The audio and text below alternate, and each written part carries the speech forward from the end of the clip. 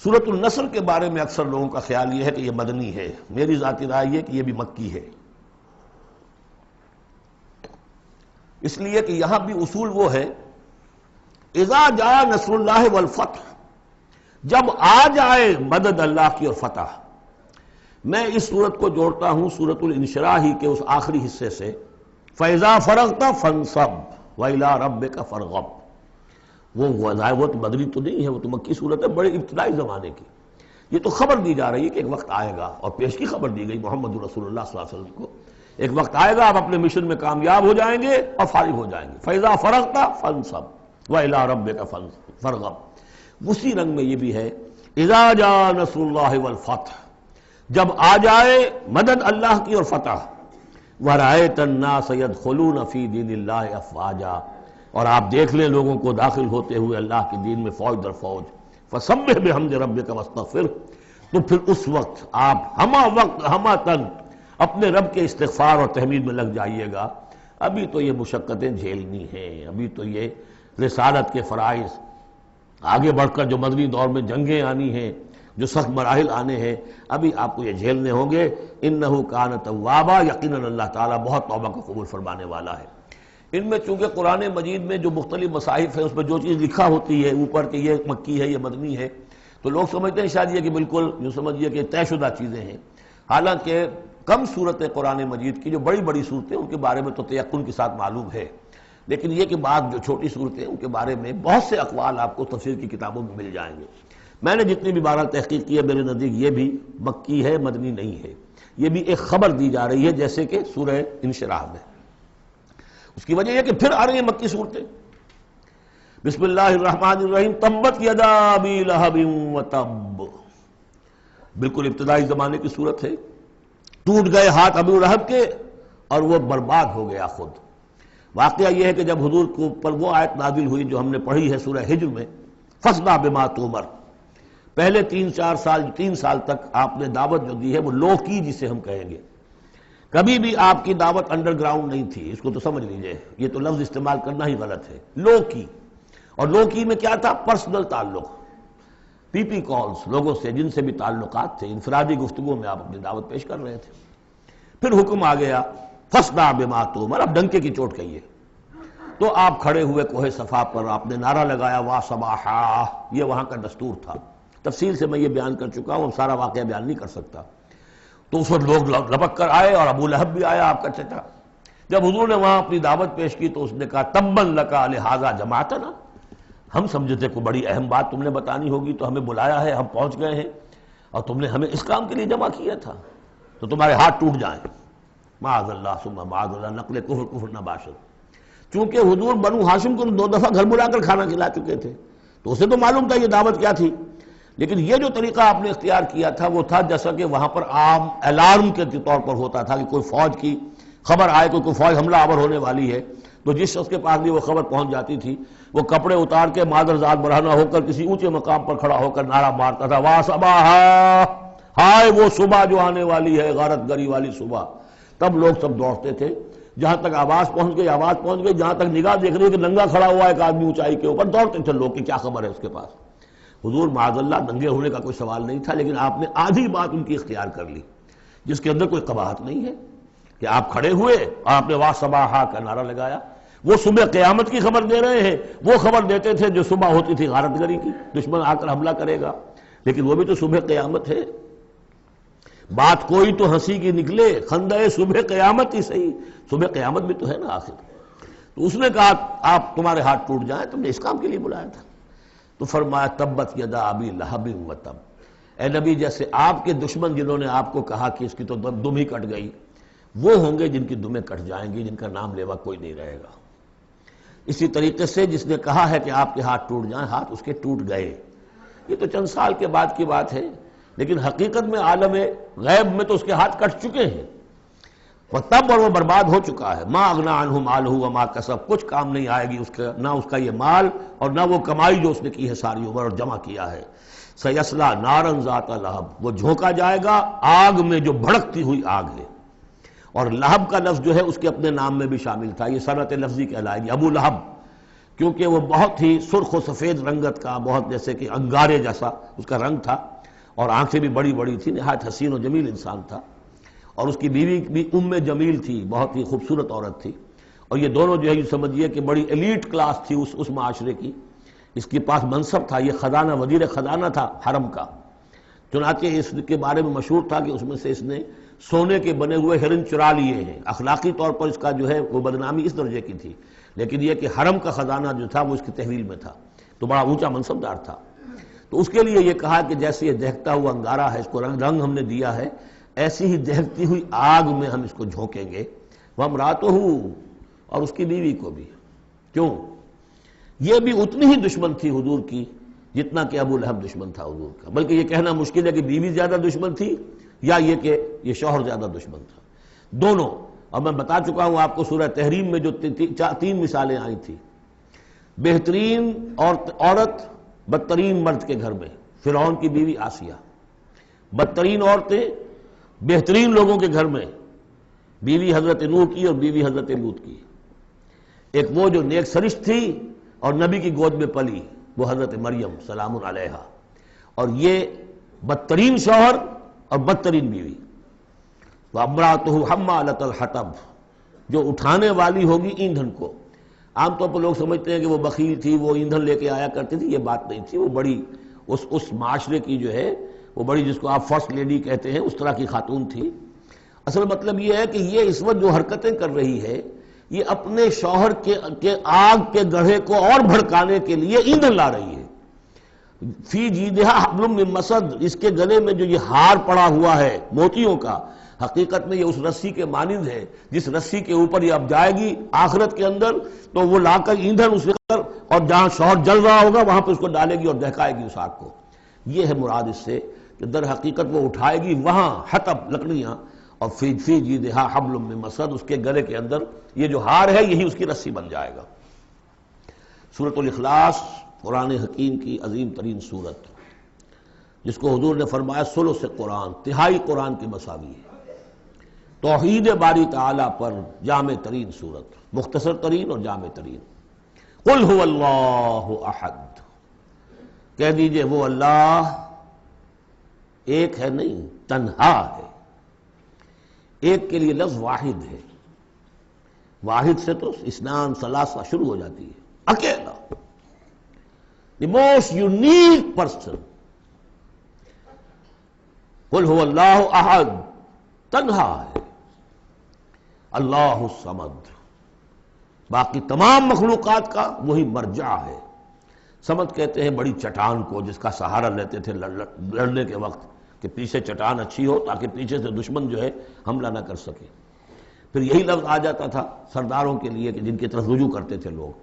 تو یہ کہ اصل میں اللہ تو ہے خود بخود قائم ہے، اپنے بل پر قائم ہے. کسی نے بنایا نہیں اسے، اس کی حیات مستعار نہیں ہے، اس کی حیات اپنی، اس کا علم اپنا. باقی جو بھی کائنات کے اندر مخلوقات ہیں وہ سب اس کی بدولت ہے. لا یحیطون بشیء من علمہ الا بما شاء. ان کا وجود بھی اللہ کا عطا کردہ، انہیں حیات بھی مستعار ہے، مانگی ہوئی ہے.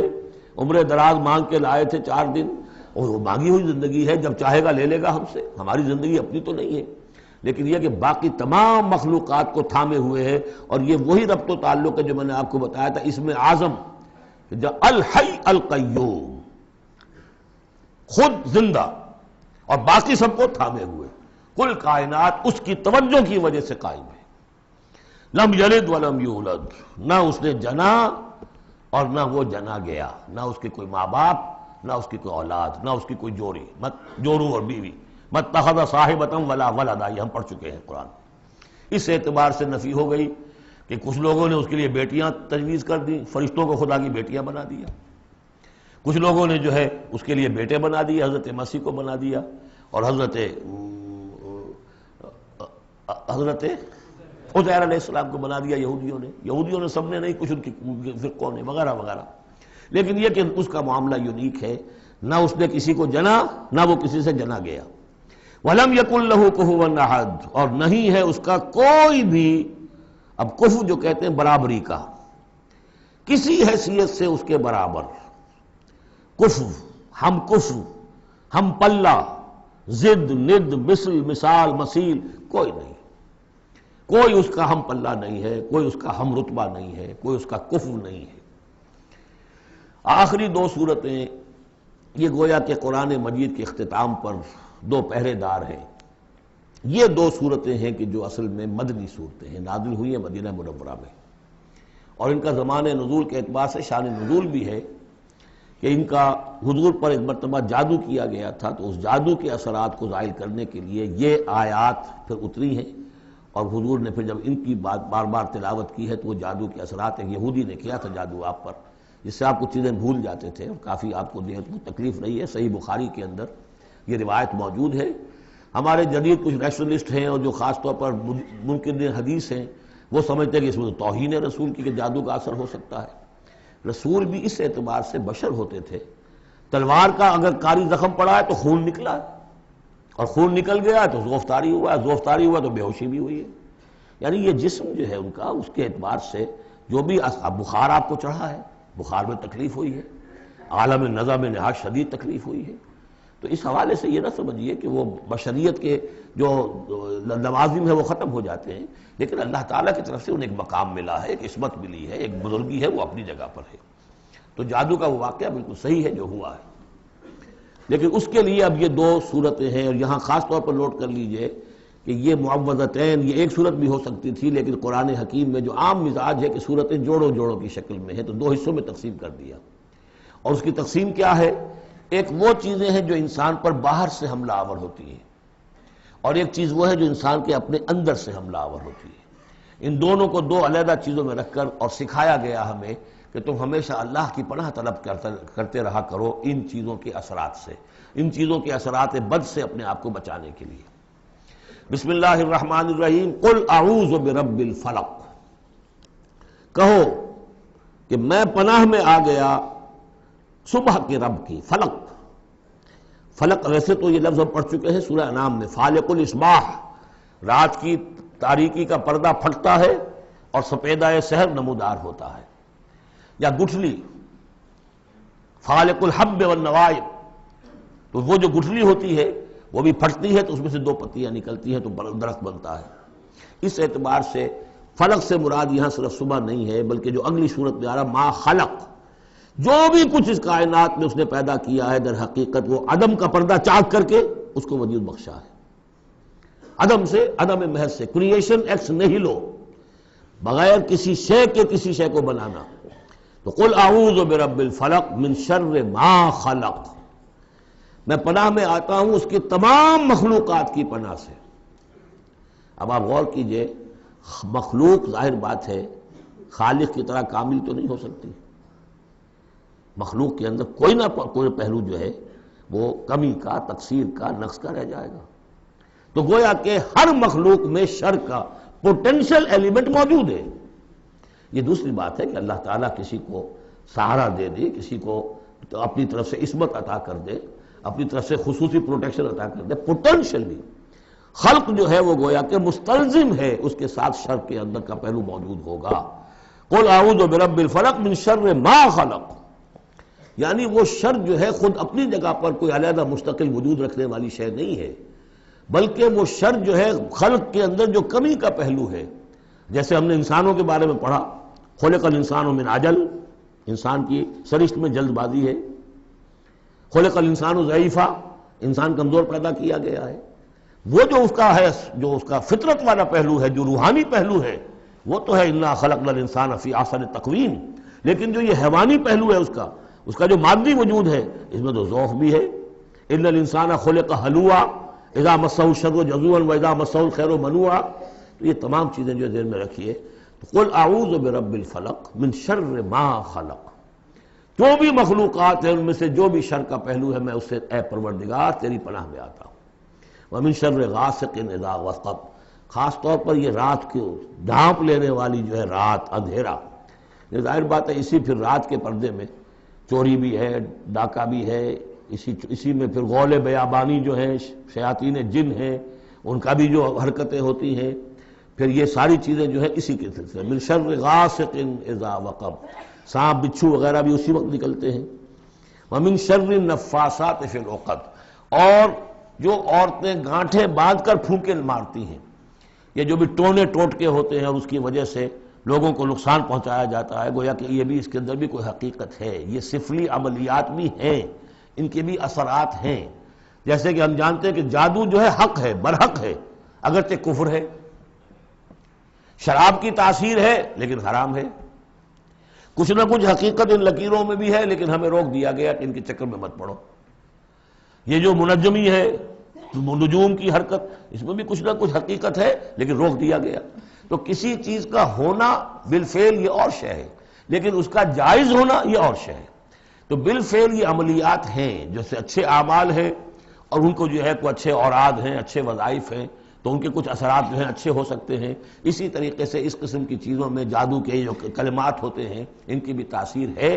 اور وہ جو عورتیں جو ہے وہ جادو کرتے ہوئے، جس کو ہم کہتے ہیں کہ وہ تعویذ گنڈا وغیرہ جو ہوتا ہے، پھر وہ اس میں پھونکے مارتی ہیں، تو اللہ تعالیٰ سے میں ان کے شر سے بھی پناہ چاہتا ہوں۔ وَمِن شَرِّ حَاسِدٍ إِذَا حَسَدَ، اور حسد کرنے والے کے شر سے بھی میں اللہ کی پناہ طلب کرتا ہوں، جبکہ وہ حسد اپنا استعمال کرے۔ اگر حسد ہے دل کے اندر ہے تو بات اور ہے، حسد کو بروئے کار لائے وہ، اور وہ انسان کے درپے ہو جائے اس حسد کی وجہ سے اس سے کوئی نقصان پہنچانے کو۔ اور اسی کتاب ہے عین، العین حق، کہ اگر انسان اس حاسدانہ نگاہ سے کسی کو دیکھتا ہے اس کے بھی اثرات ہوتے ہیں، اور اس دیکھنے کے بھی کچھ برے اثرات جو ہیں وہ ظاہر ہو جاتے ہیں۔ تو یہ تمام چیزیں اپنی جگہ پر ہیں، لیکن ان سے پناہ کرنے کے لیے آپ لمبے چوڑے کوئی اور سلسلوں میں نہ پڑیں۔ یہی معوذتین اللہ نے جو محمد رسول اللہ کو تلقین فرمائے، سارا دار و مدار ان پر ہونا چاہیے۔ تعوذ کرتے رہیں، اس لیے کہ ہم پڑھ چکے ہیں سورہ بقرہ میں کہ حضرت سلیمان کے زمانے میں جنات جو تھے انہوں نے یہ سارے کام شروع کیے تھے اور لوگ ان سے سیکھتے تھے جادو ٹونا، اور آج بھی نقش سلیمانی کے نام سے بکتے ہیں اس قسم کے جو بھی تعویذات ہوتے ہیں، اور وہ ایک دھندا بنا ہوا ہے۔ تو اس کو لوگوں نے سیکھا، اور وہ لوگ جو ہے آج بھی ہمارے ہاں یہ چیزیں چل رہی ہیں، لیکن یہ چیزیں حرام کی گئی ہیں، اور کہا گیا ہے کہ کوئی کسی کو نقصان نہیں پہنچا سکتا جب تک کہ اللہ کا اذن نہ ہو۔ اگر یہ یقین انسان کے دل میں ہو تو پھر اسے کوئی نقصان نہیں ہوگا۔ اور ویسے تو یہ ہے کہ تکلیف اللہ کی طرف سے کسی وقت آ سکتی ہے، بغیر اس کے کہ کوئی اور آپ کو پہنچائے، اللہ کی طرف سے خود بھی آ سکتی ہے۔ سورۃ الناس اب یہ آخری سورت ہے میرے نزدیک۔ یہ آخری گروپ جو ہے سورتوں کا جو سورہ ملک سے شروع ہوا ہے، یہ دونوں پارے جو ہیں یہ سوائے ان دو صورتوں کے سب مکیات پر مشتمل ہیں صورتوں پر، اور صرف یہ دو صورتیں جو ہیں یہ مدنیات ہیں۔ اور ریسیپروکل نوٹ کر لیجئے، پہلا گروپ جو تھا اس میں مکی صورت صرف ایک تھی، سورہ فاتحہ، اور مدنی صورتیں 6.25 پارے پر پھیلی ہوئی، سورہ بقرہ، آل عمران، نساء اور مائدہ۔ اس کے بالکل برعکس ریسیپروکل نسبت یہاں ہے کہ یہاں پر یہ دو صورتیں ہیں چھوٹی چھوٹی، باقی دونوں پارے جو ہیں سب کی مکی صورتوں پر مشتمل ہیں۔ اور اس آخری صورت کا جوڑ مل جائے گا پہلی صورت کے ساتھ، یہ بھی میں آپ کو بتا دوں گا۔ بسم اللہ الرحمن الرحیم، قل اعوذ برب الناس، کہیے کہ میں پناہ میں آتا ہوں جو تمام انسانوں کا رب ہے اس کی پناہ میں۔ ملک الناس، صرف رب ہی نہیں ہے، بادشاہ ہے، تمام انسانوں کا بادشاہ ہے۔ الہ الناس، تمام انسانوں کا معبود ہے۔ من شر الوسواس الخناس، اس وسوسہ کرنے والے خناس کی جو پیچھے چھپ جاتا ہے، الذی یوسوس فی صدور الناس، جو لوگوں کے سینوں میں وسوسہ اندازی کرتا ہے، اس کے شر سے پناہ مانگتا ہوں۔ یہ جو شیطان لعین ہے جس کے بارے میں آتا ہے کہ ان الشیطان یجری من الانسان مجری الدم، حضور کی حدیث ہے یہ شیطان تو اس طریقے سے انسان کے وجود میں سرایت کر جاتا ہے جیسے کہ خون سرایت کر رہا ہے۔ یہ شیطان جو ہے، اور یہ آپ وہ بھی پڑھ چکے ہیں، وَلَقَدْ خَلَقْنَا الْإِنسَانَ وَنَعْلَمُ مَا تُوَسْوِسُ بِهِ نَفْسُهُ، ہم نے انسان کو بنایا، ہم جانتے ہیں کہ اس کا نفس امارہ جو ہے، اڈ اور لبیڈو، اس کو اندر کیا وسوسہ اندازی کرتا رہتا ہے۔ تو شیطان کو بھی کوئی اور اختیار حاصل نہیں ہے، ہمارے اپنے سفلی داعیات، ہمارے جو اینیمل انسٹنکٹس ہیں، ہماری جو خواہشات ہیں، شہوات ہیں، ان کو وہ بھڑکاتا ہے، جس کے لیے حدیث میں آتا ہے کہ اس کی تھوتنی جو ہے وہ زمین جو وہ دل کے اوپر ٹکا کر پھونکے مارنی شروع کرتا ہے تاکہ وہ شہوت میں اشتعال پیدا ہو جائے اور سفلی جذبات میں اشتعال پیدا ہو جائے۔ اس کی اس کو اللہ تعالیٰ نے طاقت دی ہے۔ یہ ہے وسوسہ، وسواس الخناس۔ اور خناس کیوں کہا؟ اگر آپ ذکر کریں گے لا حول ولا قوت الا باللہ، فوراً بھاگ جائے گا۔ تو ذکر سے جب دل خالی ہوتا ہے، دل میں اگر اللہ کی یاد نہیں ہے تو شیطان آئے گا، تھوتنی ٹکائے گا اور پھونکے مارے گا۔ یہ چونکہ شیطان کی یہ ساری ترکیب انسان پر اثر انداز ہوتی ہے اس کے اپنے نفس کے وساطت سے، اندر سے، لہذا اس کے لیے یہ علیحدہ صورت جو ہے وہ قائم کر دی۔ قل اعوذ برب الناس ملک الناس الہ الناس من شر الوسواس الخناس الذی یوسوس فی صدور الناس من الجنۃ والناس، خواہ وہ جنوں میں سے ہوں یا انسانوں میں سے، ان میں وہ وسوسہ اندازی کرتا ہے۔ اب اس کو جوڑ لیجئے آپ پہلی صورت کے ساتھ۔ سورہ فاتحہ میں کیا ہے؟ الحمدللہ رب العالمین، قل اعوذ برب الناس، مالک یوم الدین ملک الناس، ایاک نعبد و ایاک نستعین الہ الناس۔ اس کے بعد کیا ہے؟ ہم آپ سے مدد چاہتے ہیں اہدنا الصراط المستقیم، یہاں اس کے برعکس ہے ہمیں اپنی پناہ میں لے لے، بات تو ایک ہی ہے، ہمیں سیدھی راہ کی ہدایت دے، ہمیں شیطان سے پروٹیکشن عطا کر دے، بات ایک ہی ہے، مضمون بالکل وہی سورہ فاتحہ کا۔ قل اعوذ برب الناس الحمدللہ رب العالمین الرحمن الرحیم مالک یوم الدین ملک الناس، اور معبود ہے ایاک نعبد و ایاک نستعین۔ اب ہم نے استعانت مانگی، اب استعانت، استعاذہ، یہ ایک ہی طرح کے الفاظ ہیں، مدد مانگنا، پناہ طلب کرنا، استغاثہ، استعانہ، استمداد، مدد مانگنا، استنصار، نصرت طلب کرنا، باب استفعال کے تمام الفاظ جمع کر دیجئے۔ تو عبادت، ہم عبادت کرتے ہیں تیری، ایاک نعبد، لیکن ہمیں استعانت، تیری مدد چاہیے اس کے لیے، تو معبود ہے، ہم تیری عبادت کا فیصلہ کرتے ہیں لیکن تیری مدد کے محتاج ہیں۔ اے اللہ ہم تیری عبادت کا وعدہ کرتے ہیں لیکن تیری طرف سے ہمیں پروٹیکشن چاہیے کہ شیطان کے وسوسوں سے، وسوسہ اندازی سے ہمیں محفوظ کر دے۔ اس طریقے سے یہ سورہ مبارکہ ایک اعتبار سے مثنیٰ بن جاتی ہے سورہ فاتحہ کا، اور گویا کہ قرآن مجید کی آخری صورت اور پہلی صورت کے مابین ایک مشابہت قائم ہو جاتی ہے۔ بارک اللہ لی و لکم فی القرآن العظیم ونفعنی وایاکم بالآیات والذکر الحکیم۔ تشریف رکھیے ابھی دعا ایک تو ابھی ہم پڑھ لیں گے جو دعائے ختم قرآن ہے، میں اس کا ترجمہ آپ کو بتا دینا چاہتا ہوں تاکہ آپ جب وہ دعا سنیں گے تو پھر اس کا ترجمہ بھی آپ کے سامنے رہے۔ تو یہ اور بڑی اہمیت کے ساتھ اس دعا کو سمجھیے۔ اللہم آنس وحشتی فی قبری، اے اللہ میری قبر میں جو وحشت ہوگی تنہائی کی، اس وحشت کو دور کرنے کے لیے مجھے قرآن مجید کا انس عطا کر دے۔ واقعہ یہ ہے کہ میں جب یہ دعا پڑھا کرتا تھا، جس زمانے میں ابھی آتش جوان تھا، تو میں سمجھتا تھا یہ تو اضافی سا جملہ ہے، اصل تو آگے ہے اللہم ارحمنی بالقرآن العظیم وجعلہ لی اماما ونورا وہدی ورحمہ۔ لیکن اب جب موت قریب نظر آتی ہے اور قبر جو ہے وہ نظر آ رہی ہے تو معلوم ہوتا ہے کہ اہم ترین حصہ یہی ہے، اس دعا کا جو پہلا حصہ ہے، اللہم آنس وحشتی فی قبری، اس وحشت کو مانوس میرے لیے بنا دے، لیکن مانوس بنے گی قرآن کے ذریعے سے۔ وارحمنی بالقرآن العظیم، اور مجھ پر رحم فرمائیو اس قرآن عظیم کی بدولت۔ وجعلہ لی اماما ونورا وہدی ورحمہ، اور اس دنیا میں پروردگار اس قرآن کو میرے لیے امام بنا دے، میں اس کی پیروی کروں۔ لیکن یہ الفاظ کہتے ہوئے اپنے دل کو دیکھنا ہوگا کہ خود اپنا ارادہ ہے یا نہیں۔ عزم ہو کہ ہاں اب قرآن کو اپنا امام بنانا ہے، اس کے پیچھے چلنا ہے، تب تو اللہ تعالیٰ سے دعا کرتے ہوئے بھی انسان جو ہے پھر اسے سجتی ہے یہ دعا۔ اور ایسا کوئی شعوری فیصلہ ہے ہی نہیں تو پھر یہ ایک روٹین ہے، بس آپ نے ایک الفاظ ہے جو زبان سے کہہ دیے ہیں، ذالک قولہم بافواہہم، اپنے منہ سے نکلنے والی باتیں اور کچھ نہیں۔ وجعلہ لی اماما ونورا، نور بنا دے، وہدی، ہدایت بنا دے، اور رحمت بنا دے۔ اللہم ذکرنی منہ ما نسیت، اے اللہ مجھے یاد کرا دے اس میں سے جو میں بھول جاؤں۔ وعلمنی منہ ما جہلت، اور جس چیز کو میں اس میں سے جانتا نہیں ہوں، اور ہم تو سب سے جاہل ہیں، کتنے فیصد لوگ ہیں جو جانتے ہیں قرآن میں ہے کیا، لیکن بہرحال دعا مانگیے کہ اللہ تعالیٰ ہمت دے، آپ قرآن سیکھیں، قرآن سیکھنے کے لیے عربی سیکھیں۔ علمنی منہ ما جہلت، لیکن یہ بھی اگر آپ کا اپنا ارادہ نہیں ہے کہ سیکھنا ہے تو اللہ تعالیٰ زبردستی تو آپ کے دل میں آ کے قرآن کا علم نہیں ڈال دے گا۔ قرآن کا علم تو بڑی قیمتی شے ہے، دنیا کا کوئی فن ہو، کوئی معمولی سا کوئی فن ہے، وہ بھی سیکھنا پڑتا ہے، محنت کرنی پڑتی ہے۔ جیسا کہ حضرت علی نے فرمایا، بڑے اونچے اشعار ہیں، یغوث البحر من طلب اللآلی، جو شخص بھی موتیوں کا طلبگار ہوتا ہے اسے سمندر میں غوطہ زنی کرنی پڑتی ہے۔ ومن طلب العلا سہر اللیالی، جو کسی بلند مقام تک پہنچنا چاہتا ہے زندگی میں وہ راتوں کو جاگتا ہے، محنت کرتا ہے، پڑھتا ہے، جو بھی مشقت کرتا ہے۔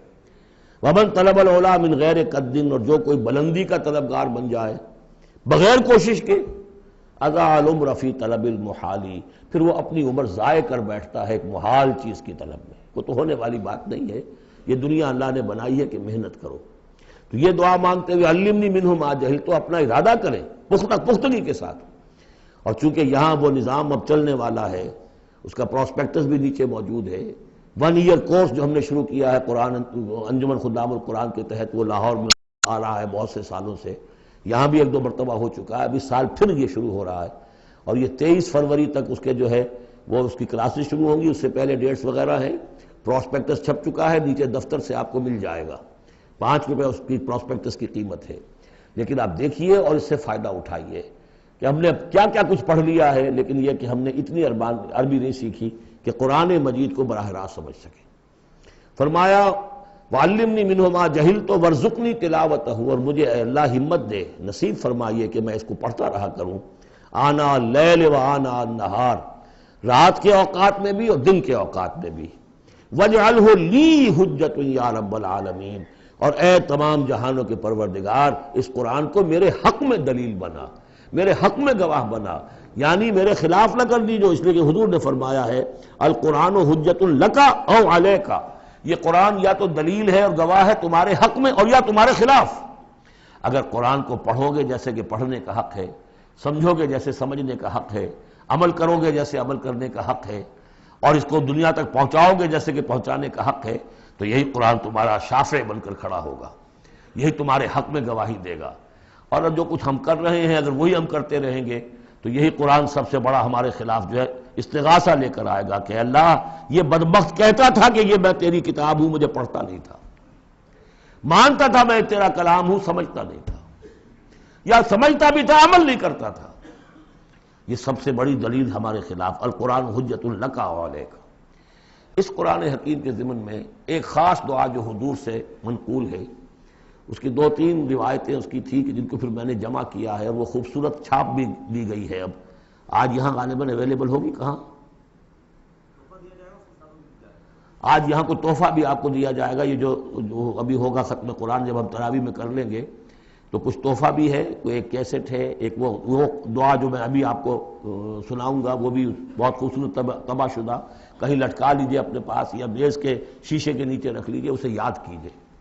لیکن اس دعا میں جو کوٹ کوٹ کر بھرا ہوا ہے حضور کی جو عاجزی ہے، بندگی ہے اللہ کے سامنے، جس طرح اپنے آپ کو انہوں نے، جیسے امام ابن تیمیہ کا قول میں نے آپ کو سنایا ہے کہ عبادت کیا ہے، غایت الحب مع غایت الذل والخضوع، ہر درجے میں انسان اپنے آپ کو اللہ کے سامنے بچھا دے کہ میں کچھ نہیں ہوں، اے اللہ تجھ سے سوال کر رہا ہوں۔ وہ دعا کیا ہے،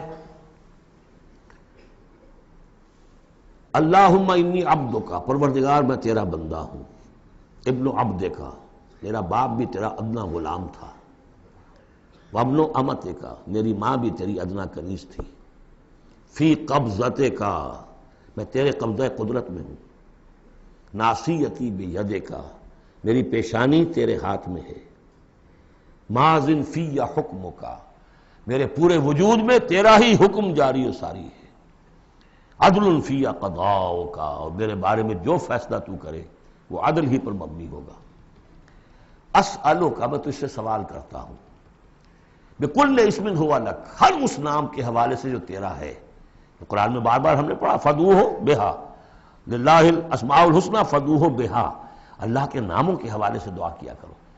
اسألک بکل اسم ہوا لک، جو تیرے نام ہے، انزلتہ فی کتابک، جسے تو نے اپنی کسی کتاب میں نازل کیا، او علمتہ احدا من خلقک، یا تو نے اپنے مخلوق میں سے کسی کو سکھایا، اب استاثرت بہ فی مکنون الغیب عندک، یا اسے ابھی اپنے پاس اپنے غیب کے خزانے میں محفوظ رکھا ہوا ہے۔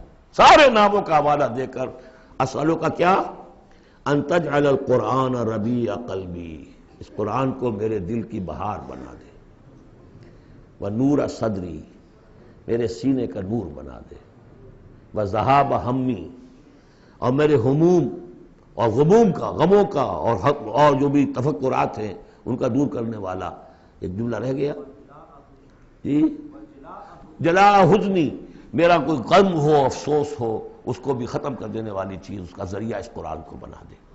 تو یہ بڑی عظیم دعا ہے جس میں ایک طرف عبدیت کی انتہا ہے، تواضع، اللہ کے سامنے تذلل، اور پھر یہ کہ مانگنے کی شے اصل میں قرآن سے کیا ہے، اللہ سے مانگنے کی شے کیا ہے؟ الرحمن علم القرآن، یہ ہے سب سے بڑی دولت۔ یا ایھا الناس قد جاءتکم موعظۃ من ربکم وشفاء لما فی الصدور وہدی ورحمۃ للمؤمنین قل بفضل اللہ وبرحمتہ فبذلک فلیفرحوا ھو خیر مما یجمعون۔ تو یہ دعا جو ہے آپ مانگیں گے، اور اسی پر اب میں اپنی یہ گفتگو ختم کر رہا ہوں۔ بہرحال جو بھی خدمت میں کر سکا ہوں، 25 دن آج ہو گئے ہیں، اس سے پہلے 3 دن میں یہاں آ چکا تھا، 2 دن میرے لیکچرز ہوئے ہیں یہاں پر تعارف قرآن کے ضمن میں، 25 دن تک یہ معاملہ چلا ہے، روزانہ 4 گھنٹے، آج 2 گھنٹے 2.5 گھنٹے ہو گئے ہیں، ایک روز 5 گھنٹے بھی تھے۔ اللہ تعالیٰ میری اس محنت کو قبول کرے۔ اس دفعہ میں نہیں سمجھتا تھا کہ میں یہ کر سکوں گا، بڑی ڈرتے ڈرتے میں نے اپنے اس خواہش کا اظہار کیا تھا، اللہ سے دعا کی تھی، اس لیے کہ صحت بہت خراب چل رہی تھی، لیکن بہرحال اللہ نے ہمت دی ہے۔ اب جس کو بھی اس سے کوئی خیر پہنچ جائے وہ میرے حق میں بھی دعا کرے۔ باقی اصل بات سمجھنے کی یہ ہے کہ 25 دن تک جو کچھ قرآن ہم نے سمجھا ہے، اب میں چاہوں گا کہ اس کے بعد یہ نماز ہم پڑھیں گے، اس کے بعد وہ دعا جو ہے ختم قرآن کی امام صاحب حافظ صاحب جن کے پیچھے ہم نے سنا ہے وہ مانگیں گے، اس کے بعد شیرینی اور تحفہ تقسیم ہو جائے گا، اور پھر یہ سمجھیے کہ آدھے گھنٹے کا وقفہ ہوگا تاکہ آپ وہ فریش اپ ہو جائیں۔ پھر 1 گھنٹے میں جتنے سوالات کے جوابات میں دے سکوں گا، جو سوالات آئے ہیں میں جواب دوں گا، باقی کو پھر قرض رکھ لیں گے، پھر کسی کبھی یار زندہ صحبت باقی، اور پھر جو ہے مجھے آپ سے آخری گفتگو کرنی ہے، اور مجھے بتانا ہے کہ دین کا کوئی کام جو میں کر رہا ہوں کس نہج سے کر رہا ہوں، اس کے کون کون سے شعبے ہیں، کس کس سے آپ کس طور سے متعلق ہو سکتے ہیں، اس میں میری دعوت کیا ہے، میرے دست و بازو بنے تو، اور اپنے طور پر کریں تو، اللہ تعالیٰ کے دین کے لیے۔ اب یہ سارا کچھ قرآن سننے کے بعد بھی ایسا نہیں ہونا چاہیے کہ ہماری زندگی وہی رہ جائے، اسی رخ پر رہ جائے کہ جو اس رمضان کی آمد سے قبل تھی۔ بارک اللہ لی ولکم فی القرآن العظیم ونفعنی وإیاکم بالآیات والذکر الحکیم۔ الحمدللہ وکفی والصلاة والسلام علی عبادہ الذین اصطفی، خصوصاً علی افضلہم وخاتم النبیین محمد الامین وعلی آلہ وصحبہ اجمعین۔ اما بعد فقد قال اللہ تبارک وتعالی کما ورد فی سورة الانفال، اعوذ باللہ من الشیطان الرجیم، بسم اللہ الرحمن الرحیم، یا ایھا الذین آمنوا استجیبوا للہ وللرسول اذا دعاکم لما یحییکم وَاعْلَمُوا أَنَّ اللَّهَ يَحُولُ بَيْنَ الْمَرْءِ وَقَلْبِهِ وَأَنَّهُ إِلَيْهِ تُحْشَرُونَ وَاتَّقُوا فِتْنَةً لَا تُصِيبَنَّ الَّذِينَ ظَلَمُوا مِنكُمْ خَاصَّةً وَاعْلَمُوا أَنَّ اللَّهَ شَدِيدُ الْعِقَابِ وَاذْكُرُوا إِذْ أَنْتُمْ قَلِيلٌ مُسْتَضْعَفُونَ فِي الْأَرْضِ تَخَافُونَ أَنْ يَتَخَطَّفَكُمُ النَّاسُ فَآوَاكُمْ وَأَيَّدَكُمْ بِنَصْرِهِ وَرَزَقَكُمْ مِنَ الطَّيِّبَاتِ لَعَلَّكُمْ تَشْكُرُونَ يَا أَيُّهَا الَّذِينَ آمَنُوا لَا تَخُونُوا اللَّهَ وَالرَّسُولَ وَتَخُونُوا أَمَانَاتِكُمْ وَأَنْتُمْ تَعْلَمُونَ وَاعْلَمُوا أَنَّمَا أَمْوَالُكُمْ وَأَوْلَادُكُمْ فِتْنَةٌ وَأَنَّ اللَّهَ عِندَهُ أَجْرٌ عَظِيمٌ صدق اللہ العظیم۔ رب اشرح لي صدري ويسر لي امري واحلل عقدة من لساني يفقهوا قولي۔ اللهم ربنا الهمنا رشدنا واعذنا من شرور انفسنا، اللهم ارنا الحق حقا وارزقنا اتباعه وارنا الباطل باطلا وارزقنا اجتنابه، اللهم وفقنا لما تحب وترضى، اللهم اجعلنا من عبادك الذين يستمعون القول فيتبعون احسنه، آمین یا رب العالمین۔ میں نے اپنی اس وقت کی گفتگو کا موضوع قرار دیا ہے بحالات موجودہ مسلمانان پاکستان کے لیے قرآن حکیم کی عملی رہنمائی۔ الحمدللہ ہم نے 25 دن قرآن پڑھا، بہت سے حضرات نے پوری پابندی سے شرکت کی ہے، پورے قرآن کے ترجمے سے گزرے ہیں۔ قرآن مجید میں کہیں گفتگو مشرکین سے ہو رہی ہوتی تھی، کبھی منافقین سے ہو رہی ہوتی تھی، کبھی منکرین آخرت سے ہو رہی ہوتی تھی، کبھی یہود سے، کبھی نصارہ سے، کبھی مسلمانوں سے، اور یہ کہ مکی صورتوں کا اپنا رنگ اور انداز ہے اور مدنی صورتوں کا اپنا رنگ اور انداز ہے۔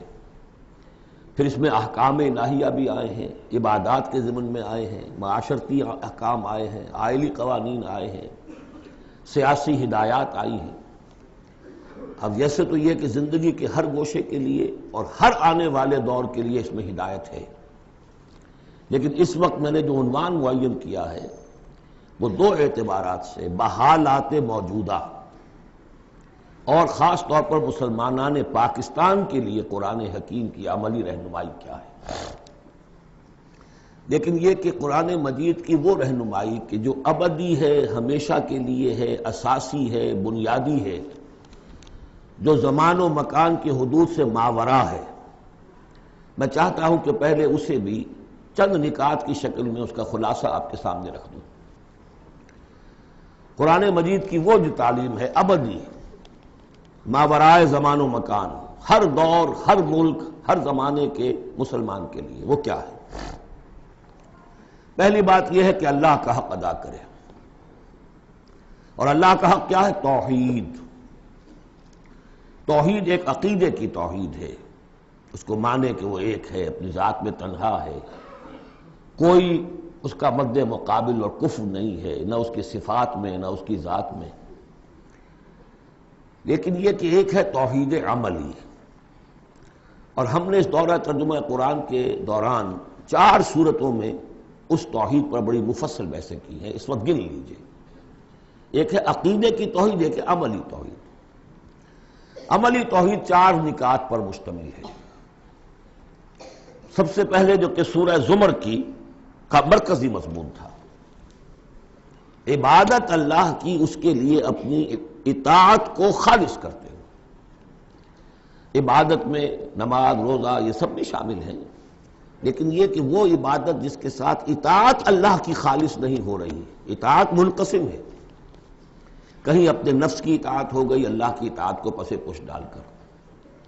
فرمایا فرأیت من اتخذ الہہ ہواہ، کیا تم نے دیکھا اس شخص کو جس نے اپنے خواہش نفس کو خدا بنا رکھا ہے؟ وہ مطاع ہے، اس کا کہتا ہے لا الہ الا اللہ، اور بنا رکھا ہے خواہش نفس کو الہ۔ اس اعتبار سے مخلصین لہ الدین، آج بھی وہ آیت آئی وما امروا الا لیعبدوا اللہ مخلصین لہ الدین حنفاء، عبادت اللہ کی لیکن اس کے لیے اپنی اطاعت کو خالص کرتے ہوئے۔ اب اس میں یہ ہے کہ وہ خالص اطاعت کلی اطاعت ہوگی، یا ایھا الذین آمنوا ادخلوا فی السلم کافہ۔ اور منفی طور پر تنبیہ، آج بھی میں نے وہ آیت آپ کو سنا دی تھی، پھر تازہ کر لیجئے، اگر اللہ کی اطاعت کچھ حصے میں کی جائے زندگی کے، کچھ میں نہ کی جائے، گویا کہ آپ نے تقسیم کر لیا اطاعت کو، اس پر جو وعید آئی ہے افتؤمنون ببعض الکتاب وتکفرون ببعض فما جزاء من یفعل ذلک منکم الا خزی فی الحیاۃ الدنیا ویوم القیامۃ یردون الی اشد العذاب۔ کیا تم ہماری کتاب اور شریعت کے ایک حصے کو مانتے اور ایک کو نہیں مانتے؟ تو جو کوئی بھی یہ روش اختیار کرے گا دنیا کی زندگی میں، اس کا اس کے سوا کوئی اس کی سزا نہیں ہے کہ دنیا میں تو ذلیل و خوار کر دیے جائے اور قیامت کے دن شدید ترین عذاب میں جھونک دیے جائے۔ تو یہ عبادت ہوگی مخلصین لہ الدین۔ اسی کا ایک اور پہلو ہے دعا، الدعاء مخ العبادہ، الدعاء هو العبادہ۔ سورہ مومن کا مرکزی مضمون وہ تھا فادعوا اللہ مخلصین لہ الدین، دعا تو کرو لیکن تم اطاعت بھی خالص اس کی کرتے ہو کہ نہیں؟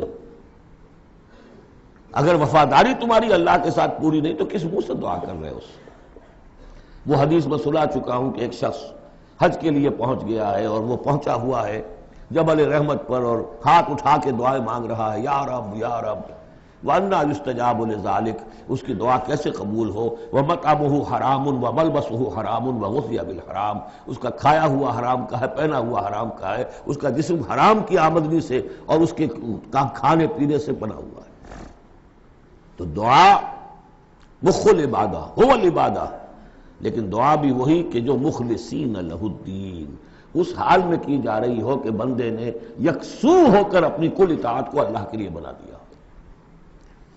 اس سے اگلا قدم ہوتا ہے ان فرد سے ایک دوسرے فرد کو دعوت، اب اسی کے داعی بن کر کھڑے ہو جاؤ،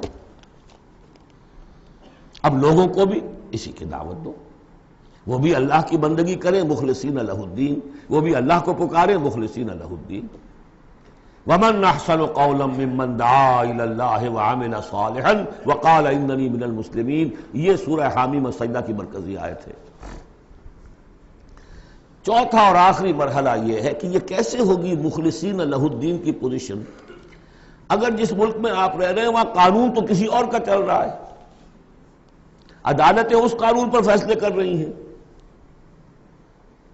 نظام جو ہے معاشی وہ کسی اور نظام پر چل رہا ہے، وہ سودی کاروبار ہو رہا ہے اور سودی لین دین ہو رہا ہے، پورا بزنس اس پر ہے، پوری انڈسٹری اسی پر ہے، پوری حکومت اس پر ہے، تو ہم بھی تو اسی کے فرد ہیں نا، شہری ہیں اسی ملک کے، اسی ریاست کے، اسی معاشرے میں رہتے ہیں۔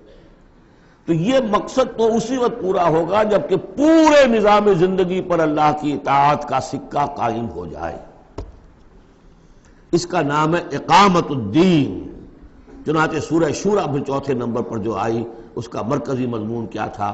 شرع لکم من الدین ما وصى به نوحا والذی اوحینا الیک وما وصینا به ابراہیم وموسیٰ وعیسیٰ ان اقیموا الدین ولا تتفرقوا فیہ۔ اس لیے کہ قرآن مجید تو کہتا ہے ومن لم یحکم بما انزل اللہ فاولئک هم الکافرون، ہماری عدالتوں میں فیصلے اللہ کے قانون کے مطابق تو نہیں ہو رہے، تو فیصلے کرانے والے، فیصلے کرنے والے، فیصلے ماننے والے، فیصلے ایگزیکیوٹ کرنے والے، فیصلوں کی تنفیذ کرنے والے، وہ سب کیا ہوئے؟ وَمَن لَّمْ يَحْكُم بِمَا أَنزَلَ اللَّهُ فَأُولَٰئِكَ هُمُ الظَّالِمُونَ، وہی تو مشرک ہے۔ وَمَن لَّمْ يَحْكُم بِمَا أَنزَلَ اللَّهُ فَأُولَٰئِكَ هُمُ الْفَاسِقُونَ، وہی تو باغی ہیں ہمارے۔ تو مطلب یہ ہے کہ اس صورتحال سے نکلنے کی صرف ایک شکل ہے، دین کو قائم کرنے کی جد و جہد، ہمہ ہمہ وقت، اس نظام باطل کو ریکنسائل نہ کیا جائے اس سے ذہناً قلباً۔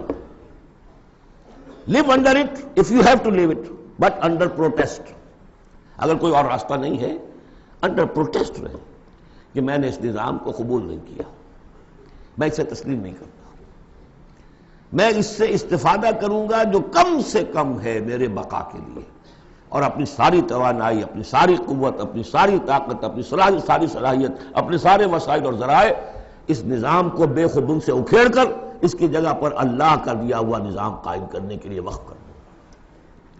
اس کے علاوہ کوئی شکل نہیں ہے۔ اسی کے نام ہے تکبیر رب، رب کو بڑا کرو، وَرَبَّكَ فَكَبِّرْ، اسی کا مطلب ہے اسی لیے حضور بھیجے گئے، هو الذی ارسل رسولہ بالہدی ودین الحق لیظہرہ علی الدین کلہ، اسی کے لیے آیا قاتلوہم حتی لا تکون فتنۃ ویکون الدین کلہ للہ۔ یہ تمام اصطلاحات ہیں، عباراتنا شتیٰ وحسن کا واحد مطلب کیا ہے؟ دین کو قائم کرو، دین کے مکمل نظام کو برپا کرو تاکہ زندگی اپنے تمام ایسپیکٹس، اپنے تمام پہلوؤں سمیت انفرادی اور اجتماعی زندگی کے تمام گوشے اللہ کی اطاعت کے اندر آ جائیں۔ اس کے بغیر اللہ کا حق ادا نہیں ہو سکتا۔ پہلا کام ہے اللہ کا حق ادا کرنا، اسی لیے فرمایا وما خلقت الجن والانس الا لیعبدون، لیکن اس عبادت کے یہ لوازم ہیں، فاعبدوہ مخلصین لہ الدین، فادعوہ مخلصین لہ الدین، اسی کی دعوت دوسروں کو دو، ادعو الی سبیل ربک بالحکمت والموعظۃ الحسنۃ وجادلہم باللتی احسن، اور اللہ کے دین کو بتمام و کمال قائم کرنے کے لیے تن من دھن لگا دو۔ اب آئیے اللہ کے بعد دوسرا حق ہم پر ہے رسول کا صلی اللہ علیہ وسلم، جن کی بدولت ہمیں یہ ہدایت نصیب ہوئی، ہمارے ماں باپ کو ان کے ماں باپ سے ملی، ان کو ان کے ماں باپ سے ملی۔ اس میں حضور صلی اللہ علیہ وسلم کی محنتیں ہیں، آپ کے صحابہ کی، محمد رسول اللہ والذین معہ کیسی کیسی مشقتیں جھیلی ہیں، تب یہ دین پھیلا تھا اور تب یہ دین غالب ہوا تھا۔ ان کا کیا حق ہے ہمارے اوپر؟ ویسے میں ساری حقوق تو یہاں بیان نہیں کر سکتا، لیکن ایک بات جان لیجئے کہ چونکہ محمد صلی اللہ علیہ وسلم بھیجے گئے تمام دنیا کے لیے اور قیامت تک کے لیے انسانوں کے لیے رسول، 5 مرتبہ آیا ہے، جن میں سب سے نمایاں آیت یہ 2 آیتیں تو اکثر لوگوں کو یاد ہوں گی، وَمَا أَرْسَلْنَاكَ إِلَّا رَحْمَةً لِّلْعَالَمِينَ وَمَا أَرْسَلْنَاكَ إِلَّا كَافَّةً لِّلنَّاسِ بَشِيرًا وَنَذِيرًا۔ اب نبی صلی اللہ علیہ وسلم نے بنفس نفیس اپنی رسالت کے فرائض ملک عرب اور قوم عرب کی حد تک تو پورے کر دیے، باقی دنیا کے لیے اس وقت بھی اور آنے والے ہر انسان کے لیے یہ فریضہ رسالت امت کے کندھے پر ڈال گئے، جبکہ آخری حج میں گواہی لے کر الا هل بلغت اور جواب مل گیا انا نشهد انک قد بلغت وادیت وامان، اس نصحت، اور اس کے بعد آپ نے فرمایا اب یہ بوجھ میرے کندھے سے تمہارے کندھے پر آ گیا۔ تو اگر ہم امتی ہیں تو مقروض ہیں محمد کے صلی اللہ علیہ وسلم، اگر یہ خواہش ہے کہ ان کی شفاعت ملے تو ان کا حق ادا کرنا ہوگا۔ وَكَذَلِكَ جَعَلْنَاكُمْ أُمَّةً وَسَطًا لِتَكُونُوا شُهَدَاءَ عَلَى النَّاسِ وَيَكُونَ الرَّسُولُ عَلَيْكُمْ شَهِيدًا۔ اس کے کم سے کم 2 تقاضے۔ پہلا تقاضا تو قرآن کی تبلیغ کر دینا ایک ایک فرد نوع بشر کو اس امت کے ذمے ہے۔ اگر قرآن پہنچایا نہیں تو محمد کی رسالت کا پیغام ان تک نہیں پہنچا، امت کیا جواب دے گی قیامت کے دن؟ اے اللہ، ان کے حوالے تھا کام، یہ قرآن کے کسٹوڈینز تھے۔ حضور نے فرمایا تھا فَلْيُبَلِّغِ شَاهِدُ الْغَائِبَ، میں تمہیں قرآن دے کر جا رہا ہوں، قَدْ تَرَكْتُ فِيكُم مَّا إِنْ اعْتَصَمْتُم بِهِ لَن تَضِلُّوا أَبَدًا، اب پہنچاؤ اسے۔ تو ایک تو ہے قرآن کا پہنچانا، اور دیکھیے وہ یاد کر لیجیے سورہ نام کی آیت اوحی الی ھذا القرآن لانذرکم بہ ومن بلغ، یہ قرآن مجھ پر وحی کیا گیا تاکہ تمہیں بھی خبردار کر دوں، اور جن تک یہ قرآن پہنچ جائے اس تک گویا کہ میرا انذار پہنچ جائے گا، لیکن پہنچائے گا کون؟ میرا امت ہی پہنچائے گا۔ نمبر 2، یہ جو پہنچانے کا اور یہ جو حضور کا قرض ہم پر ہے، ہمارے کندھے پر، اجتماعی سطح پر اس کا کم سے کم تقاضا یہ ہے کہ دنیا کے کسی ایک سائزیبل ملک میں وہ پورا نظام قائم کر کے دکھا دیا جائے عملاً، تاکہ دنیا دیکھ لے کہ یہ کوئی یوٹوپیا نہیں ہے، یہ خیالی جنت نہیں ہے، دیکھ لے کہ اس کی برکات کیا ہے، دیکھ لے کہ کس طرح کا معاشرہ وجود میں آتا ہے، کیسا معاشی انصاف ہوتا ہے، کیسی حریت کا جو ہے یہاں پر مظاہرہ ہے، مادر پدر آزادی نہیں لیکن حریت ہے، وہ کمیونزم والی مساوات نہیں، لیکن سب کی تمام بنیادی ضرورتوں کی کفالت کی ذمہ داری ہے۔ کہ حضور نے حضرت عمر نے فرمایا کہ اگر کوئی کتا بھی بھوکا مر گیا دجلہ و فرات کے کنارے تو عمر ذمہ دار ہوگا۔ وہ ساری خوبیاں جن کے لیے کہ انسان دوڑ رہا ہے، بھاگ رہا ہے، کبھی مشرق، کبھی مغرب، کبھی فرینچ ریولوشن، کبھی بولشوک ریولوشن، یہ سب کاہے کے لیے؟ In search of a just social order, ظلم سے، ایکسپلائٹیشن سے بچ کر کسی طریقے سے کوئی نظام ایسا ہو کہ جس میں عدل ہو، انصاف ہو، ایکویٹیبل ڈسٹریبیوشن آف ویلتھ ہو۔ جب تک ہم اس کو قائم کر کے نہیں دکھا دیں گے، ہم یہ نہیں کہہ سکیں گے کہ ہم نے اللہ کے نبی کا حق ادا کر دیا۔ دنیا کہے گی یہ کہتے ضرور ہے ہمارے پاس اعلیٰ نظام ہے، اگر واقعتاً سمجھتے تو قائم نہ کرتے اپنے ہم، تو ہماری کیفیت جو ہے وہ ہمارے اس قول کی نفی کر دے گی۔ گویا کہ اللہ کا حق بھی ادا نہیں ہوتا جب تک کہ پورا نظام قائم نہ کیا جائے، اور رسول کا قرض بھی ادا نہیں ہوتا جب تک کہ اللہ کے دین کا پورا نظام قائم نہ کیا جائے۔ یہ تیسرا حق ہے بندوں کا، حقوق العباد، جس کے بارے میں کہا گیا کہ اللہ تعالیٰ اپنے حقوق میں تو کوئی کمی برداشت بھی کر لے گا، معاف بھی کر دے گا، لیکن بندوں کے نہیں۔ بندوں کا حق کیا ہے؟ بندوں کا حق یہ ہے کہ انہیں عدل ملے، انصاف ملے، ان کے حقوق غصب نہ کیے جائیں۔ اس کے لیے دیکھیے قرآن مجید جو ہم نے پڑھا ہے 25 دنوں میں، کس ریپیٹیشن کے ساتھ بات آئی ہے، جو چیز کہ ہمارے ذہنوں سے نکل گئی۔ ہم نے مذہب کو بنا دیا ہے صرف آخرت کی چیز، اسلام اس دنیا کی شے ہے، ہم نے بنا دیا اسے آخرت کی شے۔ لہذا نتیجہ کیا نکلا ہے کہ لوگوں نے کہا، مارکس نے کہا religion is the opium of the masses, اب سب کچھ آخرت میں مل جائے گا، یہاں ظلم سہ لو، برداشت کر لو، سرمایہ داروں کے، جاگیرداروں کے، اور جو سرداران قبائل ہیں ان کے سب ظلم سہو، برداشت کرو، اور تمہیں اللہ کے ہاں آخرت میں مل جائے گا۔ قرآن کا نظریہ تو یہ نہیں ہے۔ قرآن کا ہم پڑھ چکے ہیں، سورہ آل عمران میں فرمایا اللہ خود قائما بالقسط ہے، عدل کا قائم کرنے والا۔ انبیاء کو کیوں بھیجا؟ اللہ اکبر، وہ آیت سورہ حدید کی آیت نمبر 25، لقد ارسلنا رسلنا بالبینات وانزلنا معهم الکتاب والمیزان لیقوم الناس بالقسط۔ ہم نے اپنے رسول بھیجے معجزات دے کر، ہم نے کتاب نازل فرمائی، ہم نے میزان نازل فرمائی، حقوق اور فرائض کا توازن، حقوق اور فرائض کا توازن۔ کس لیے یہ سب کچھ ہم نے نازل کیا؟ یہ کھکیڑ کس لیے بول لیا؟ Was it an exercise in futility? لیقوم الناس بالقسط، تاکہ لوگ عدل پر قائم ہوں۔ اور ہم نے لوہا بھی اتارا ہے جس میں جنگ کی صلاحیت ہے، جو لوگ ظلم چھوڑنے پر آمادہ نہ ہو، لوہے کی طاقت سے ان کے سر پہ لے جائیں، تاکہ اللہ دیکھ لے کہ میرے کون سے بندے ہیں جو میرے وفادار ہیں، میرے نظام عدل قسط کو قائم کرنے کے لیے تن من دھن لگاتے ہیں، جانے دینے کو تیار ہیں۔ آیت نمبر 25 سورہ حدید کی، نظام عدل و قسط، انزال کتب، ارسال رسل، ان سب کا تھیم کیا ہے؟ یہاں عدل اور انصاف قائم کرنا۔ حضور سے کہہ دیا گیا، یہ سورہ شورا کی آیت یاد کر دیجیے، آیت نمبر 15، کہہ دیجئے وَأُمِرْتُ لِأَعْدِلَ بَيْنَكُمْ، دیکھو میں تمہارے مابین عدل قائم کرنے آیا ہوں۔ مسلمانوں سے کہا گیا سورہ نساء میں، یا ایھا الذین آمنوا کونوا قوامین بالقسط شہداء للہ، اہل ایمان عدل کو، قسط کو قائم کرنے والے بن کر کھڑے ہو جاؤ پوری طاقت کے ساتھ، اور اللہ کی گواہی دو، اس لیے کہ اللہ جو ہے وہ خود قائما بالقسط ہے، اس کی گواہی اسی طرح ہوگی کہ تم اس کے نظام عدل و قسط کو قائم کرو۔ یہی مضمون پھر دہرا کر سورہ مائدہ میں آ گیا، یا ایھا الذین آمنوا کونوا قوامین للہ شہداء بالقسط، کھڑے ہو جاؤ اللہ کے لیے۔ لیکن اللہ کے لیے کھڑا ہونا کیا ہے؟ اللہ کو کھانا دینا ہے، روٹی دینی ہے، کیا دینا ہے؟ اللہ کے لیے کھڑے ہو جانے کا مطلب ہے اس کے دیے ہوئے نظام عدل و قسط کو قائم کرو۔ یہ ہے دین، جس کا یہ پہلو جو ہے سرے سے نگاہوں سے اوجھل ہے۔ انسانوں کا حق ہے ان کو ظلم سے نجات دلائی جائے۔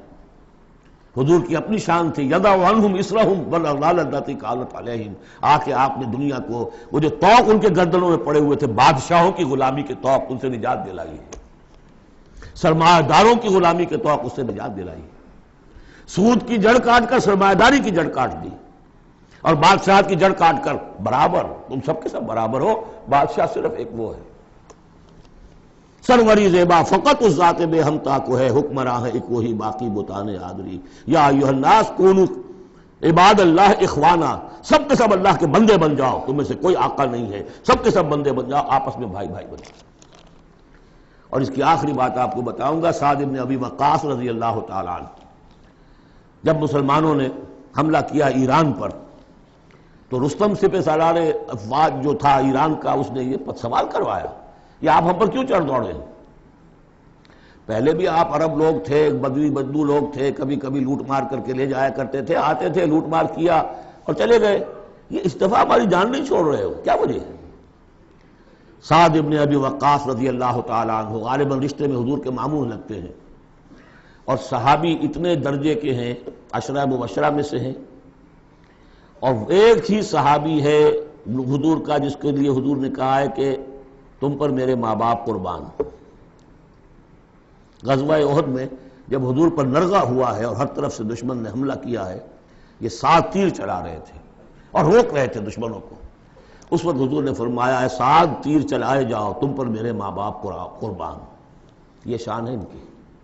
ان کا جواب یہ تھا کہ اس مرتبہ ہم خود نہیں آئے، لوٹ مار کرنے نہیں آئے، انا قد ارسلنا، اب تو ہمیں بھیجا گیا، we are on a mission, اللہ نے بھیجا اپنے رسول کو، اللہ کے رسول نے بھیجا ہمیں۔ And what's the mission? لِنُخْرِجَ النَّاسَ مِنْ ظُلُمَاتِ الْجَهَالَةِ إِلَى نُورِ الْإِيمَانِ، لوگوں کو نکالے جہالت اور جاہلیت کی تاریکیوں سے ایمان کی روشنی کی طرف، وَمِنْ جَوْرِ الْمُلُوكِ إِلَى عَدْلِ الْإِسْلَامِ، بادشاہوں کے ظلم و ستم کے پنجے سے نجات دلا کر اللہ کے نظام عدل سے، نظام خلافت راشدہ، جہاں جو اس وقت دنیا کی عظیم ترین مملکت کا جو فرما روا تھا، اس کے کپڑوں میں پیوند لگے ہوئے تھے۔ ایرانی سے سفیر آیا تھا دیکھنے کے لیے، اور مدینے میں پوچھا تھا حضرت عمر کے زمانہ خلافت میں، اے نا ملککم، تمہارا بادشاہ کہاں ہوتا ہے؟ جواب ملا تھا لیس لنا ملک، ہمارا کوئی بادشاہ نہیں ہے، بل لنا امیر، ہمارا ایک امیر ہے۔ کہاں ہے بھائی؟ تو محل نظر نہیں آیا ہمیں، کہاں رہتا ہے؟ وہ گیا ہے، محل وحل تو کوئی ہے ہی نہیں، وہ گیا ہے، کچھ اونٹ جو تھے گم ہو گئے تھے بیت المال کے، بہت تلاش کیا نہیں ملے، تلاش کرنے گیا۔ وہ نظام، کوئی وجہ تھی کہ گاندھی نے 1937 میں کہا تھا، جب پہلی مرتبہ پروونشل الیکشنز ہوئے ہیں ہندوستان میں، اور فرسٹ انسٹالمنٹ دی ہے انگریزوں نے سیلف رول کی انڈینز کو، اور تقریباً پورے ہندوستان میں کانگریس کی وزارتیں بنی ہیں، ہریجن میں جو اس نے مقالہ لکھا تھا کہ میں آپ لوگوں کے سامنے ابو بکر اور عمر کی مثال پیش کرتا ہوں، فالو دیم۔ جادو وہ جو سر چڑھ کر بولے۔ تو نوٹ کیجئے، یہ تین ہیں حقوق: اللہ کا حق اقامت دین، رسول کا حق تبلیغ قرآن، اور دین کا ایک مکمل نمونہ ضرور دکھا دینا عملی شکل میں تاکہ حجت قائم ہو جائے، اور انسانوں کا حق انہیں ظلم و ستم کے پنجوں سے نجات دلا کر اور انہیں اسلام کے نظام عدل کے تحت لایا جائے۔ یہ انسانوں کا حق ہے، تینوں حق جا کر مل گئے ایک ہی چیز پر جس کا نام اقامت دین ہے۔ یہ چیزیں میں نے کہی ہیں، یہ ہیں دائمی ابدی۔ ایک مسلمان اکیلا بھی کہیں ہے، اس کو بھی سمجھنا چاہیے میری ذمہ داریاں ہیں۔ شروع کرے، آج کرے، کل ایک اور آدمی مل جائے گا، دو ہو جائیں گے، ایک اکیلا دو جماعت، ایک اکیلا دو 11۔ نہیں کامیاب ہوتا کوئی بات نہیں، فرض تو وہ ہے کہ ادا کرنا ہے۔ کامیابی ناکامی 950 برس تک حضرت نوح دعوت دیتے رہے، ناکام رہے اس معنی میں، ویسے تو کامیاب وہی ہوئے، باقی قوم جو ہے ہلاک ہو گئی، لیکن اس معنی میں تو ناکام رہے، کوئی پرواہ نہیں۔ اب میں چاہتا ہوں کہ اب پاکستان کے خاص کانٹیکسٹ میں آ کر بات کروں، اور یہ گویا کہ میری گفتگو اب ایک کنٹینویشن میں ہے جو جمعہ کا میرا خطاب تھا۔ پہلی بات تو یہ سمجھیے، اپنی خودی پہچان ہو غافل افغان۔ یہ پاکستان کس شے کا نام ہے؟ کیا یہ دنیا میں دوسرے جو مسلمان ممالک ہیں ویسا ہی مسلمان ملک ہے، یا اس کی کوئی خصوصی اہمیت ہے، کوئی خصوصی حیثیت ہے، کوئی امتیازی مقام اور مرتبہ ہے؟ اور یہ بھی سارا کچھ میں آپ کے سامنے رکھوں گا قرآن مجید سے۔ میں نے اس آیت کے حوالے سے سب سے پہلی بات یہ ہے کہ قیام پاکستان کا اصل جذبہ محرکہ کیا تھا، میں یہ اس سورہ مبارکہ کی آیت نمبر 26 کے حوالے سے بیان کر چکا ہوں۔ وَاذْكُرُوا إِذْ أَنْتُمْ قَلِيلٌ مُسْتَضْعَفُونَ فِي الْأَرْضِ، ذرا یاد کرو اے مسلمانوں جب تم ہندوستان میں، اب میں اس کی جو ہے تفسیر نہیں کر رہا کہ جب یہ نازل ہوئی یہ صورت اس کا کیا مطلب، اس کے الفاظ کا جو عموم ہے اس کے حوالے سے جس طرح یہ پاکستان کی تحریک کے اوپر 100% منطبق ہو رہی ہے اسے سمجھیے۔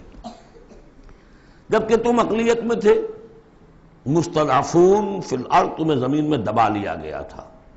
ہندو زیادہ بیدار، زیادہ سرمایہ دار، زیادہ تعلیم یافتہ، اور انگریز اس کی پشت پناہی کر رہا تھا۔ کیوں کر رہا تھا؟ کہ مسلمان سے حکومت چھینی تھی، بغاوت کا اندیشہ تھا۔ ہندو پہلے بھی غلام تھا، اس کے لیے چینج آف ماسٹرز کا معاملہ تھا، پہلے غلام مسلمانوں کا تھا، اب عیسائیوں کا ہو گیا، اسے اٹھانا تھا مسلمان کے مقابلے۔ اس سے ایک خوف پیدا ہوا کہ اگر یہ انگریز چلا جائے گا، اب تو پھر بھی رول آف پین ہے، رول آف سورڈ تو نہیں ہے اس وقت، انگریز کی کچھ نہ کچھ قانون جو ہے رول آف لا تھا، اگر یہ چلا گیا اور ملک ہو گیا آزاد دنیا کے موجودہ اصولوں کے مطابق، ون مین ون ووٹ، تو مسلمان تو بالکل ہی رحم و کرم پر ہوں گے، ان کی تہذیب، ان کا تمدن، ان کی ثقافت، ان کی زبان، ان کے معاش کو، ان کے مذہب تک کے اوپر ہندو جو ہے وہ حملہ کرے گا اور اپنی 800 سال غلامی کا یا 1000 سالہ غلامی کا بدلہ چکائے گا، جس کا ظہور ہو گیا تھا اندرا گاندھی کے انفاذ سے، جو سقوط مشرقی پاکستان کے وقت اس کی زبان سے نکلے ہیں، we have ایونجڈ our 1000 years defeat، 1000 سالہ شکست کا بدلہ چکا لیا۔ یہ تھا خوف۔ وَاذْكُرُوا إِذْ أَنْتُمْ قَلِيلٌ مُسْتَضْعَفُونَ فِي الْأَرْضِ تَخَافُونَ أَنْ يَتَخَطَّفَكُمُ النَّاسُ فَآوَاكُمْ، اللہ نے تمہیں پناہ دی، پاکستان دیا، 2 ٹکڑے دیے، تم اس میں آؤ اور پناہ لو۔ وَأَيَّدَكُمْ بِنَصْرِهِ، اور اپنی نصرت سے تمہاری تائید فرمائی، اور رزقکم من الطیبات، اور تمہیں طیبات کا رزق دیا، لعلکم تشکرون، تاکہ تم شکر کرو۔